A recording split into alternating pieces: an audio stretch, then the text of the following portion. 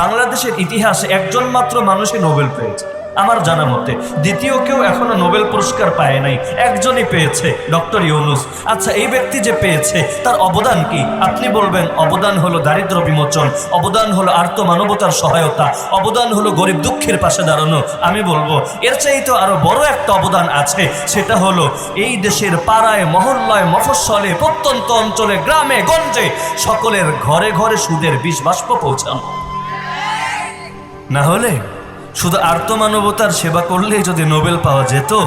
এই দেশের বহুত হুজুর এমন আছে যেই সময় দেশে বড় বড় মুশকিল দেখা দেয়, যেমন গত 2-1 বছর আগে সুনামগঞ্জে বন্যা হলো, কুড়িগ্রামে বন্যা হলো, নেত্রকোনার অনেক এলাকাও বন্যায় প্লাবিত হলো। আপনারা দেখার কথা সেই সময় কয়জন নাস্তিক এই দুঃখী মানুষের পাশে দাঁড়িয়েছিল, কয়জন বেদিন, কয়জন মুরতাদ, কয়জন সেকুলার, কয়জন তথাকথিত সুশীল আর এলিট এই আর্ত মানবতার খেদমত করেছিল। বরং গোটা বাংলাদেশ দেখেছে। যদিও হলুদ মিডিয়া এগুলো নিয়ে রিপোর্ট করে নাই, হুজুরদেরকে নিয়ে রিপোর্ট ওরা কখনোই করে না। হুজুররা যদি লক্ষ মানুষের সামনেও কথা বলে সেটা পত্রিকায় আসে না, আর ওরা যদি 10 জন মানুষের সামনেও আলাপ করে সেটা পত্রিকার প্রথম পাতায় বড় করে চেপে দেয়। কারণ ওদের কথার বড় দাম আছে, ওদের শিক্ষার বড় দাম আছে, আর আমাদের কথারও দাম নাই, আমাদের শিক্ষারও দাম নাই। এমনকি আমরা যে শিক্ষিত, এই অনুমতিটা, এই স্বীকৃতিটা পাওয়ার জন্য স্বাধীনতার পর 50টা বছর অপেক্ষা করতে হয়েছে। তার মানে রাগ পর্যন্ত আমরা যে শিক্ষিত এটাই তারা স্বীকৃতি দিচ্ছে না, স্বীকৃতি প্রাপ্ত না।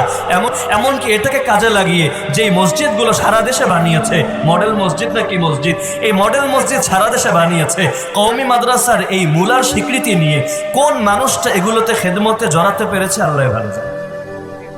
এমন একটা স্বীকৃতি, 1 লাফে মাস্টার্সের স্বীকৃতি, অনার্সও লাগবে না, ইন্টারমিডিয়েটও লাগবে না, এসএসসিও লাগবে না, এইচএসসিও লাগবে না, কিচ্ছু না, জিরো, নিচে একেবারে ফাঁকা, 1 লাফে আপনি মাস্টার্স পাস। আবার এমন মাস্টার্স পাস যেটা দিয়ে না পারবেন সরকারি মসজিদের ইমাম হতে, না পারবেন সরকারি মসজিদের মুয়াজ্জিন হতে, না পারবেন কর্মক্ষেত্রে এটার দ্বারা উল্লেখযোগ্য কোনো সুবিধা অনুভব করতে। হ্যাঁ, একটা জিনিস পাবেন, লোকরে বলতে পারবেন আমি শিক্ষিত, যেটাও হয়তো এতকাল বলা যেত না।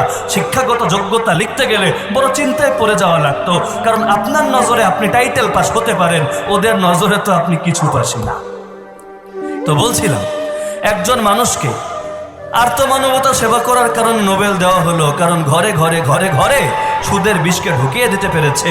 আর আন্তর্জাতিক বিশ্বের যে পুঁজিবাদী অর্থ ব্যবস্থা, এটা টিকেই আছে সুদের উপর ভিত্তি করে। সুদ যত ছড়াবে পুঁজিবাদ তত স্ট্রং হবে, পুঁজিবাদ যত স্ট্রং হবে পশ্চিমা বিশ্বের রাজত্ব তত মজবুত হবে, সুসংহত হবে। আর ওদের রাজত্ব যত মজবুত হবে ইসলাম আর মুসলিম উম্মার বিপদ তত বাড়বে আর বাড়তেই থাকবে।